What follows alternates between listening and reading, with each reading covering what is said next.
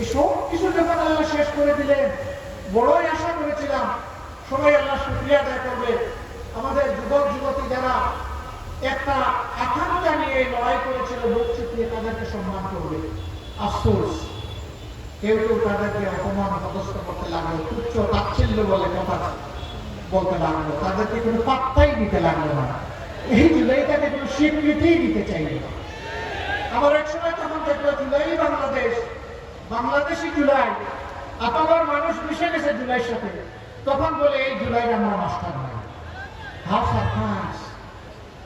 তারা একবার মানে না, আর একবার মাস্টার মাইন্ড হয়ে যায়। আচ্ছা ভালো, 18 কোটি মানুষকে তোমরা আন্ডার মাইন্ড করলাম, মাস্টার মাইন্ড হোক, তাইলে জুলাইকে তো তোমরা সম্মান করবা। জুলাইকে সম্মান করার মানে ছাদাবাজি হতে পারে না। জুলাইকে সম্মান করার মানে দুর্নীতি হতে পারে না। নিরীহ মানুষের জমি দখল হতে পারে না। মামলা বাণিজ্য হতে পারে না। আমার মায়ের গায়ে হাত তুলতে পারে না। পাঞ্জাবের জগতে একটি বিশ্বস্ত নাম, শাবাব এথনিক ওয়্যার। এটা জুলাই চেতনার সাথে যায় না।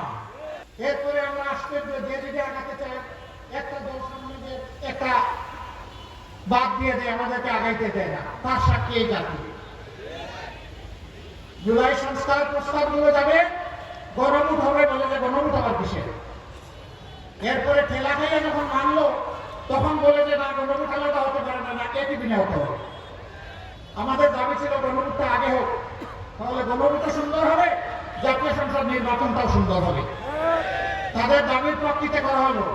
এখন বলে আমরা গণভোট মানি না। এতদিন চালাচালি করে এখন যখন জনগণ জবাব চাচ্ছে, আপনারা কি নতুন বাংলাদেশ চান না পুরানা ফেসিবাদী বাংলাদেশ চান, আপনাদেরকে আপনাদের অবস্থান পরিষ্কার করতে হবে। তখন তারা গতকাল থেকে একটু একটু বলা শুরু করছে। আসলে এদের বলে খেলার নাম বাবাজি। এই জাতি যারা ধাক্কা দেয় তারা ছেড়ে দেয় না। কেন এটা করতে হলো? কেন শুকরিয়া আদায় করলেন না? জুলাই না হলে কিসের আবার 26-এর নির্বাচন? জুলাই না হলে তো নির্বাচন হওয়ার কথা ছিল ফেসিবাদীদের অধীনে 29 সালে। 26 সালের নির্বাচন চাইবো, আবার জুলাই মানবো না, জুলাইয়ের আকাঙ্ক্ষা পূরণ করবো না, সম্মান দেখাবো না, এটি হতে পারে না।